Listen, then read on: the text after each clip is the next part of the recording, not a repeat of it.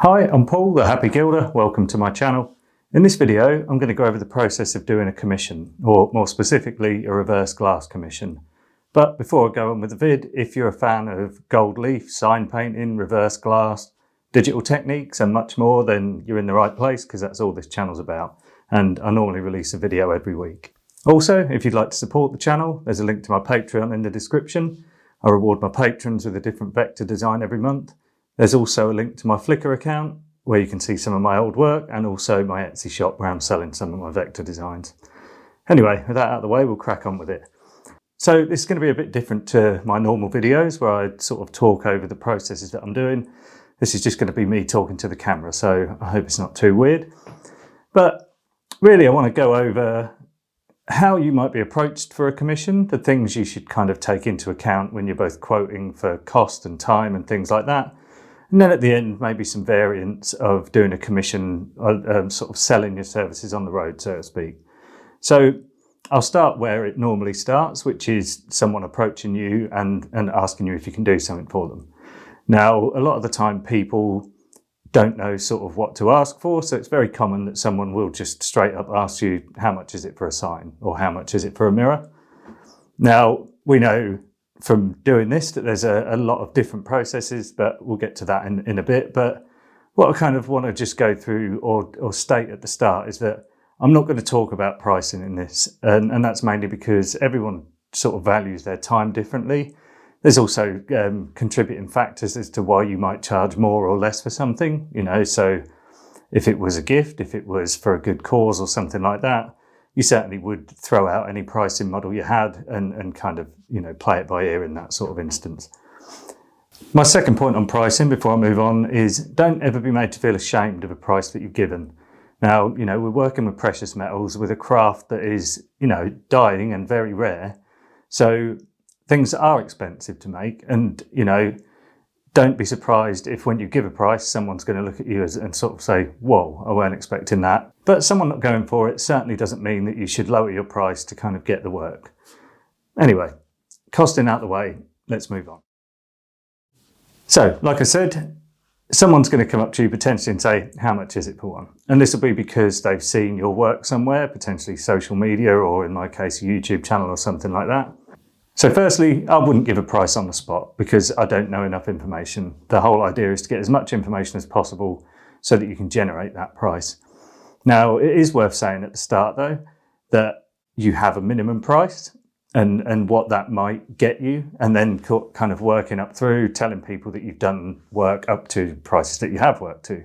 And this is to manage expectations. You know, you might instantly lose a sale straight away when you say to someone, my minimum price is £70. They might think, I was expecting something for £20. And that's absolutely fine. You know, some people see these things as more decorative trinkets than works of art. And that, you know, if they don't want to pay the money that you're charging for that, it's absolutely fine. But if someone is on board, the way to get started, I think, is to kind of direct them to a body of work so that they can look through that and kind of gauge what sort of thing they like, or tell you what sort of thing they like, because that allows you to kind of pull together a price, or at least a kind of rough estimate to give to someone while you're sort of fleshing out the kind of ideas. So with myself, I have no longer got an Instagram, so I direct people to my Flickr account. I'm not saying that's particularly the right way to go, but there are people out there without social media, myself included. So if you send someone to a Facebook link or an Instagram link and they can't get on it, that's a potential lost customer. So I'd put it somewhere that's easy access for everybody, and have a sort of good variety of your work on there. You know, some glue chip pieces, some just standard mirrors, things like that. That's the kind of thing where someone can look at it, pick a few things, and you can look at it and realise, yeah, they definitely want glue chipping, they definitely want gold leaf. You know, that gives you a good sort of starting point. So as well as the style, you're going to need to know what size they want this piece at, which obviously does play a big part in how you price it, because if you're using gold leaf and they want something that is 20 by 30 inches, that's a lot of gold leaf, you know. So it's definitely a thing to take into consideration. Now, some people charge by the square foot. That's not something I do, and the reason being is because the services that I provide, you know, differ a lot in terms of how much they cost and how difficult they are to do. So if I was going to go top end and say per square foot, I'm going for £500. That covers me for any kind of gold leaf or intricate designs. But really all this person wants is a kind of reverse painted mirror. Having set in stone prices at a square foot sort of rate is going to drive people away from something that's more basic. So I do tend to kind of do stuff on a case by case basis. After you've figured out the kind of size, the techniques and things like that, just one final question I would ask is whether they want this framed or unframed. It seems like a no-brainer, but frames are expensive. You know, they're expensive to make a decent one out of solid wood, and they're expensive if you're going to buy one and order it to fit the glass that you've kind of prepared. So it's something that you kind of negotiate into the price. Sometimes I've kind of not made any money on the frame and just give the person the receipt, so that's how much extra the frame was on top of what I've charged for my work. So that is the kind of giving you an idea of what they want and a starting point for how you cost it up.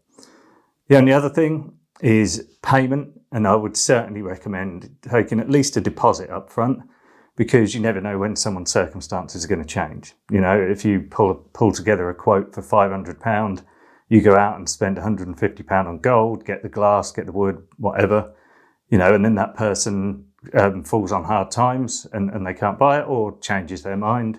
You know, you're stuck with a load of equipment and you're out of pocket. So I think it's good practice to at least take a deposit. So once you've got the style, the size, the frame, everything like that, it's now coming down to the particulars of a piece. So I would recommend finding out as much information as you can. Like, firstly, who is it for? Is it for an individual? Is it for a couple? Is it for a wedding? Is it for a business? You know, all these things play big parts in how this should look. Where's it going to go? You know, if it's going to go in someone's living room, has that person got a colour scheme? You know, if this is a gift, I've just done one recently which found out that the colour scheme in the room were kind of greens. So that was a really kind of good bit of information to have to kind of get the sort of green tied into the piece. Any other information like dates, names, places, you know, you can kind of guide people down this route. You know, if someone wants something that's basically for a wedding anniversary, that doesn't have to be traditional sort of wedding anniversary. You can do it in the style of a kind of pub mirror or something like that. So if a couple got married in 1980, you could have something that says established 1980, which is, you know, more common on a bar mirror. And it kind of gives it a theme and yeah, it's a bit more quirky. So all of those sort of things, the more info that you can get, the better chance you're going to have to make something really, really, truly personalised and unique. So all of that info's together. The next thing to do is to draw up a draft design. Now I do mine digitally, and that's because I'm very slow at drawing, and nowadays my hands shake a lot and I'm not very good at it anymore. The other reason why I would suggest doing it digitally is because of the ease of amendments. So I've prepared my first draft design in Photoshop or Illustrator or something like that. Very rarely does the first draft become the finished piece. You know, you send that as a kind of, I've got your information, I've taken on board everything that you've said, this is how I've interpreted that. There's likely going to be some requests for change, if that's, say, you know, changing a font, changing the corner ornaments, anything like that. These things are really quick to do digitally. They're going to be a pain to do if you drew the thing with a pencil, because you've either got to sort of rub it out and sketch it back in, or in some cases draw the whole thing from scratch. And this does obviously massively eat into your time, which you'd have to account for in your costs. Now, I know traditional glass artists, using Dave Smith as an example, does all of his draft designs by hand, but he is the best in the world, and I pretty much think you're never going to turn down his first piece because it's just amazing, you know. But, you know, in the world of just getting started, obviously, you know, there's a lot of subjectivity and room for misinterpretation when it comes to you just following basic instructions. So it's always going to be beneficial if you can make these changes quickly to resubmit, say, second, third draft or anything like that. That sort of moves on to the charging for drafts. You know, what I would suggest is within the price that you quote, you would say that includes the first draft design and any amendments to that first draft design. You know, if you send it, they ask for amendments, you do them, and then you send it, and then that comes back again. They say, actually, change your mind a bit. Can we do this, this, and this? that's when you want to start sort of negotiating a fixed price per amendment to your design, because otherwise you could be doing 10 different drafts, and before you know it, you've spent like 3 days on something that really should have taken a few hours. So then the last thing to agree on is your deadline. A lot of the time this is flexible, but if it is for something like a wedding, a birthday or something like that, you need to make sure you deliver. So give yourself way more time than you think it's going to take to make it. It's rare that you'll break stuff, but it's not rare that you'll have to make adjustments to things. I have to do it all the time. If a paint job doesn't quite look right, I'll strip that paint off, I'll start that again. You'll apply all of the layers of gold leaf thinking that's right, and then realise that needs another coat, but I've got to order another book of gold to do that. All of these little things add up in days, and before you know it, you're stressing about kind of delivering this thing on time. So plenty of time at either end. I'd give yourself double, treble the time you think it's going to take, just to account for those sort of things. Next one is delivery. And this is massive, because what you're working with is very, very breakable. Now, there are companies that will, insure glass, but they're extremely expensive. I've never successfully shipped anything overseas. Within the UK, I'll do stuff up to probably 12 inches. Anything over that, I just wouldn't trust the packaging or the fact that it would get bent, broken. No matter how well I package it, it can just end up breaking. I've shipped stuff to America where I've built wooden boxes for it. Inside that, there's polystyrene. Inside that, there's bubble wrap.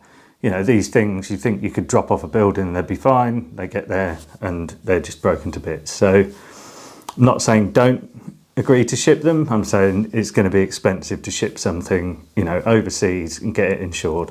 You'll be looking in the hundreds of pounds. So that's my list of things that I always take into account when it comes to both pricing, scheduling, everything like that when it comes to commissions. But that's just assuming that a commission needs to be done, from your house and in a scheduled time. And there are other scenarios where you might want to pitch your services on the road. For example, before I decided not to do this as a business and just keep it as a hobby, I had an idea that I would go to like wedding fairs, these things where you'd have a stall set up and people are sort of selling different things that would be, relevant to a wedding day. Some people sell like chair covers or things that are gifts for the kind of groomsmen and bridesmaid favours and stuff like that. Now, I was thinking it would be a really decent place to set up a stall and kind of have a load of different examples to, pitch commission work, take kind of deposits there and stuff like that. And the plan I had around that was, firstly, I would make sure that I had sample squares.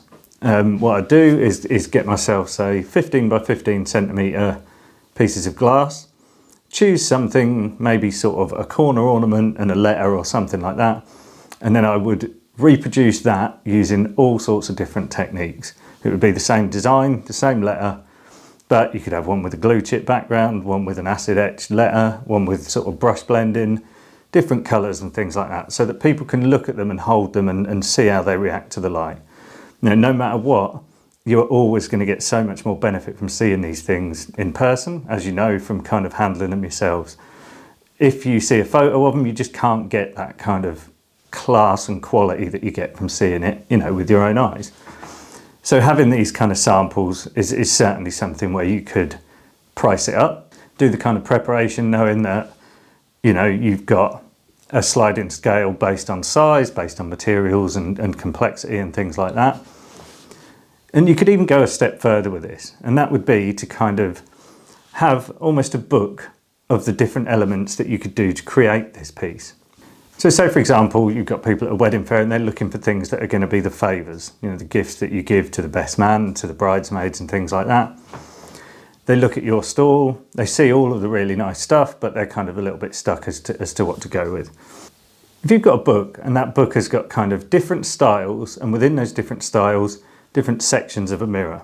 And by that, I would mean, say, you'd go to an Art Deco page. On that Art Deco page, you'd have 10 corner ornaments, 10 fonts, maybe 10 flourishes or something like that.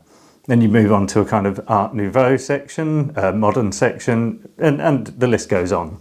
But someone could potentially, in that time, say, I want 8 by 10 inch, I want it with the glue chipped letter, I want this Art Deco font, and I want these Art Deco corners and a brush blended background. You know, all of this info could be taken on the day while you're there. You know, take the info, take the deposit, and it's just a kind of idea of a way to kind of apply that trade. And I'm using the wedding thing as an example because that was kind of what I'd thought about doing. But, you know, there are trade fairs for all sorts of things. And I think, you know, setting up at something like that, I think you'd be the only people offering it. I think, you know, potentially do a roaring trade. So anyway, that's me come to the end of that. I hope that wasn't really, really random, just looking at me rambling on. I hope it was useful and I hope you enjoyed it. And if you did, please subscribe to the channel and click the little thumbs up icon. And please share the video with anyone else who you think might enjoy it. So till next time, cheers.